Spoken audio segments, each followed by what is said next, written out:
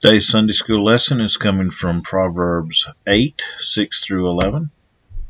The title of our lesson is Pursuing Wisdom.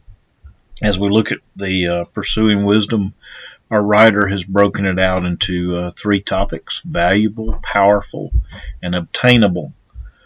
Valuable, we'll look at Proverbs 8, 6 through 11. We are to listen because words of wisdom are noble and true. Powerful, we'll be looking at verses 12 through 16. Fear the Lord. And obtainable, we'll be looking at verses 17 through 21. Search and find.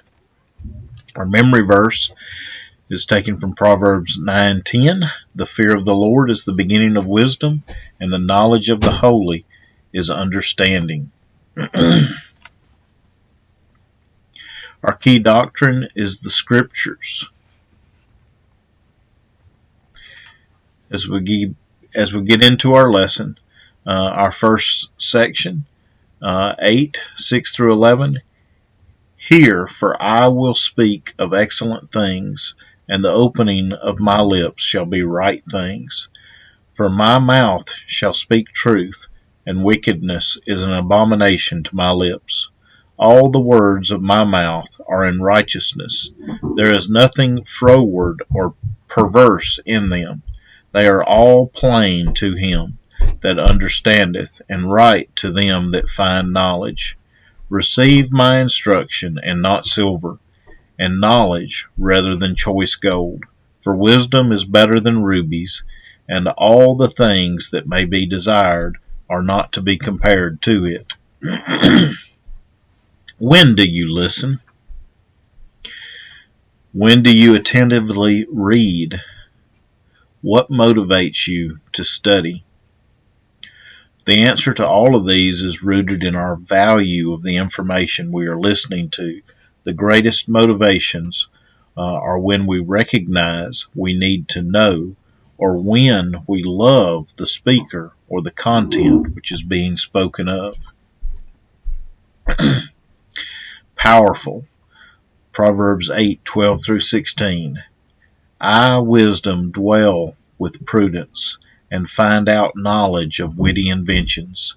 The fear of the Lord is to hate evil, pride, and arrogancy, and the evil way, and the froward mouth do I hate. Counsel is mine, and sound wisdom. I am understanding, I have strength. By me kings reign, and princes decree justice. By me princes rule, and nobles, even all the judges of the earth. I, wisdom. So I thought about that phrase. I couldn't help but think in reading this reference that just as our righteousness is as filthy rags, so too is the wisdom of this world foolishness with God. In light of that, then any true wisdom found in us is Christ, the wisdom of God at work in us. Inside the front cover of our quarterly, the plan of salvation is presented. One of the points presented in the discussion is that Christ is the wisdom of God. 1 Corinthians 1:24.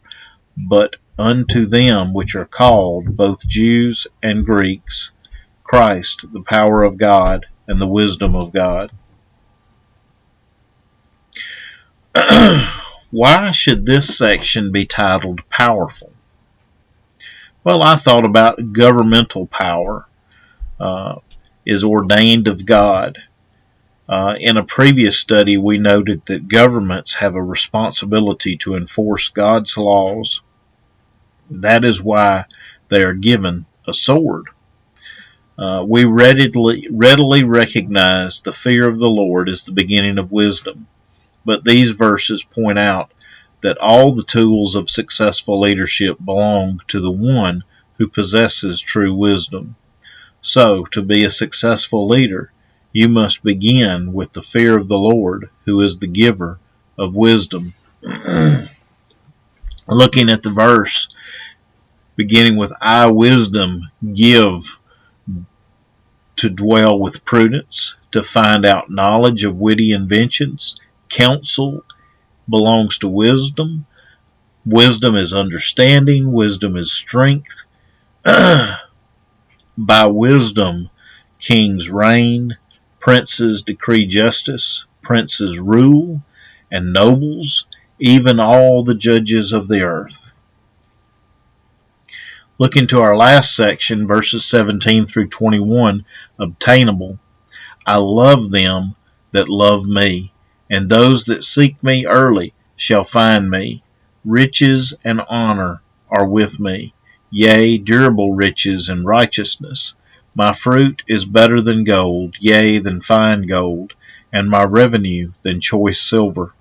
I lead in the way of righteousness, in the midst of the paths of judgment, that I may cause those that love me to inherit substance, and I will fill their treasures. Is wisdom obtainable? James 1:5, if any of you lack wisdom, let him ask of God, that giveth to all men liberally, and upbraideth not, and it shall be given him.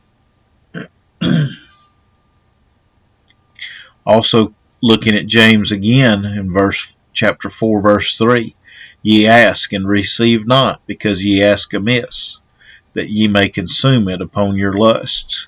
So is wisdom obtainable? Absolutely. God wants us to receive wisdom from him. What areas of your life will wisdom impact? Page 62, our study uses the word comprehensive, which means including all elements or aspects. The author devotes several bullets and a table to the discussion of what wisdom impacts. God has provided us wisdom for every area of our life. As we can conclude our study, Pursuing Wisdom, we can value God's wisdom, which is true and trustworthy. The fear of the Lord is the beginning of wisdom. God freely gives. He desires for us to have wisdom. Our writer asks, what is preventing you from seeking true, godly wisdom? I think that everyone is seeking wisdom, some from the wrong source, and some for the wrong reason. Let us remember to fear the Lord, and seeing him as Lord, seek his will in everything we do. As such, we will be seeking true, godly wisdom. Looking forward to next week, our focal text will come from Proverbs 14:8 through 15. It's interesting the way the writer has grouped verses together. I think you'll enjoy the way he has it laid out for us.